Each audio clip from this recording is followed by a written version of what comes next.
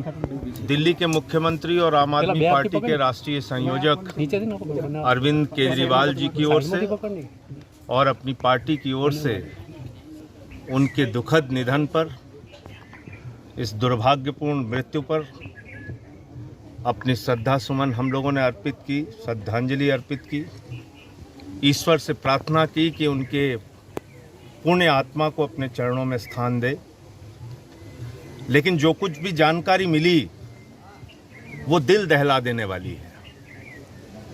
दुनिया के सबसे बड़े लोकतंत्र में 7 बार के चुने हुए लोकसभा सदस्य को आत्महत्या करने के लिए मजबूर होना पड़े, यह हिंदुस्तान की आज़ादी के बाद पहली घटना है। इतना दुखद हादसा किसी एमपी के साथ आज़ादी के बाद नहीं हुआ। एक चुने हुए जनप्रतिनिधि के ऊपर एक गुंडे मानसिकता के एडमिनिस्ट्रेटर को बैठाल देना, उसके द्वारा यहां पर जमकर भ्रष्टाचार करना और पैसे की लूट करके अपनी पार्टी को पहुंचाना, मैं समझता हूं ये खुलेआम तानाशाही है जो यहां के एडमिनिस्ट्रेटर प्रफुल्ल पटेल के द्वारा की गई। और उस एडमिनिस्ट्रेटर ने इतना प्रताड़ित किया इनको कि उन्हें अपने आत्महत्या के बाद न्याय की उम्मीद भी इस क्षेत्र से नहीं थी।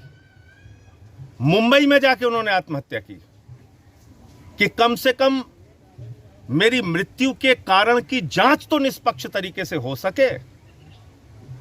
उनको यह उम्मीद नहीं थी कि जहां से वो 7 साल मेंबर ऑफ पार्लियामेंट रहे, 7 बार मेंबर ऑफ पार्लियामेंट रहे, जहां से उनके पिताजी मेंबर ऑफ पार्लियामेंट रहे, जहां से उनके परिवार ने हिंदुस्तान में इस क्षेत्र को शामिल कराने के लिए, दादरा नगर हवेली को शामिल कराने के लिए खुद से जाकर अनुरोध किया, उस परिवार को आज न्याय के लिए आत्महत्या करना पड़े और आत्महत्या भी ऐसी जगह पे करना पड़े कि उसे जांच में भी न्याय की उम्मीद ना हो।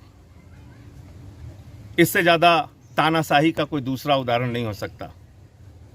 मुझे जो जानकारी मिली, इस प्रफुल्ल पटेल के राज में 2 अधिकारी पहले भी आत्महत्या कर चुके हैं। एक जिग्नेश और एक और एग्जीक्यूटिव ऑफिसर थे, SS बोया करके, 2 अधिकारी आत्महत्या कर चुके हैं। ऐसा तानाशाह आदमी यहां पे बैठा कैसे? इसको तुरंत अरेस्ट करना चाहिए और तुरंत इसको हटाना चाहिए यहां पे।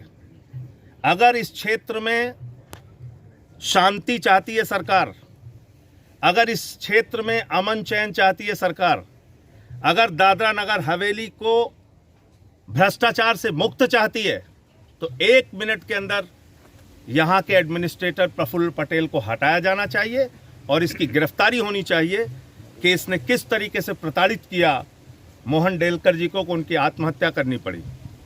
पार्लियामेंट का सत्र 8 तारीख से शुरू होने वाला है।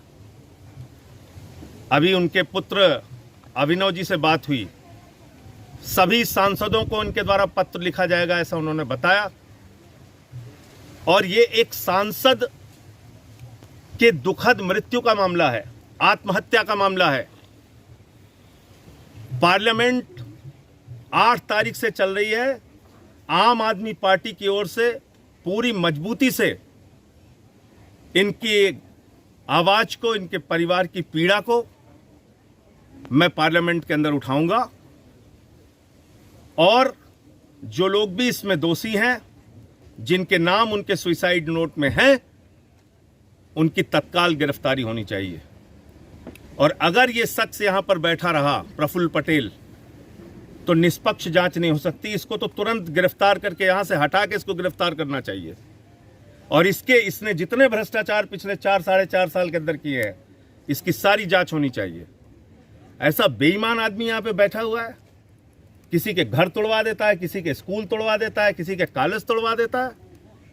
यहां हिटलर शाही मचा रखा है इसने। तो इसको तो तुरंत अरेस्ट के अलावा, इसको हटाने के अलावा इसकी तुरंत अरेस्ट होनी चाहिए।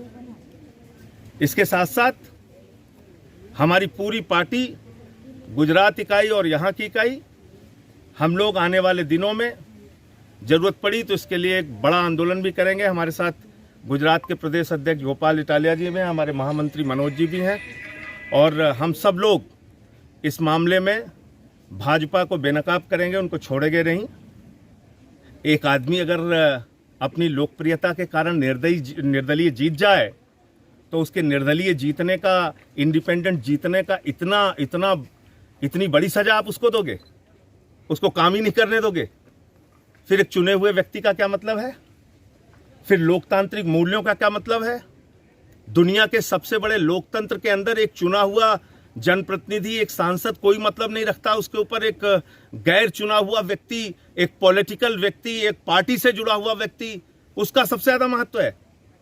तो इस क्षेत्र की जनता का भी अपमान है, और इस क्षेत्र की ही नहीं, हिंदुस्तान की जनता का अपमान है कि जिसने अपने वोट की ताकत से डेमोक्रेसी में एक व्यक्ति को सांसद बनाया, इंडिपेंडेंट पार्टियों के ऊपर उसको चुना, और उसके बावजूद उसको इतना प्रताड़ित किया गया कि उसे आत्महत्या करनी पड़ी। मैं फिर से एक बार मोहन डेलकर जी को अपनी श्रद्धांजलि अर्पित करता हूं, और इस लड़ाई में उनके परिवार के साथ अरविंद केजरीवाल जी और हमारी पूरी पार्टी खड़ी है। सर, जिस हिसाब से इलेक्शन आ रहा है, बाई इलेक्शन आ रहा है, बाई इलेक्शन में क्या आप इनको, अभिनव को टिकट देने की आगे जाके कोशिश करेंगे? आज हम किसी भी तरह के राजनीतिक चर्चा हमारी नहीं हुई है। आज जो भी हमारी बातचीत हुई है इस पूरी दुखद घटना को लेकर हुई है, और अभी फिलहाल एक ही मांग है जो उनके परिवार की मांग है, जो हम सब की मांग है, कि इस व्यक्ति को, एडमिनिस्ट्रेटर को, प्रफुल्ल पटेल को, तानाशाह को, हिटलर को यहाँ से हटाया जाए और इसको गिरफ्तार किया जाए और इसके भ्रष्टाचार की जांच कराई जाए। सर, महाराष्ट्र पुलिस इसकी जांच कर रही है, उनकी जांच से परिवार संतुष्ट है और सही दिशा में जांच जा रही है, ऐसा लोगों ने बताया। तो जल्द ही कुछ उसमें सामने आएगा जो कुछ भी हुआ है। और ये जरूर पता चला कि जब से वो सांसद बने थे, इस व्यक्ति ने, यहाँ के एडमिनिस्ट्रेटर प्रफुल्ल पटेल ने उनका जीना हराम कर दिया था। और पार्लियामेंट की प्रिविलेज कमेटी के सामने ये बड़े आश्चर्य की बात है कि उनका बयान ये आया कि मैं सुसाइड कर सकता हूं अगर मेरी बात, मेरी फरियाद नहीं सुनी गई तो।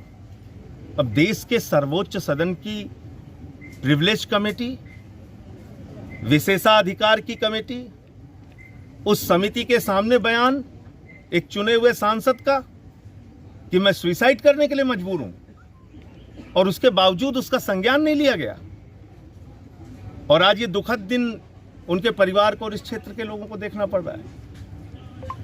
तो आज हम सारे लोग दुख की इस घड़ी में उनके परिवार के साथ खड़े हैं। इसी के लिए हम लोग आए थे, केजरीवाल जी का संदेशा लेके, अपनी पार्टी का संदेशा लेके। जिस हिसाब से मैं तो ये केंद्र शासित शब्द से ही मुझे परहेज है।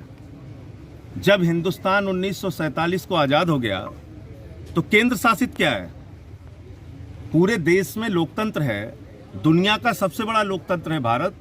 यहां पे लोक बड़े होते हैं, तंत्र बड़ा नहीं है। तो इसलिए केंद्र शासित शब्द से ही हमें परहेज है। केंद्र शासित कुछ नहीं होना चाहिए, जनता का शासन हर जगह होना चाहिए।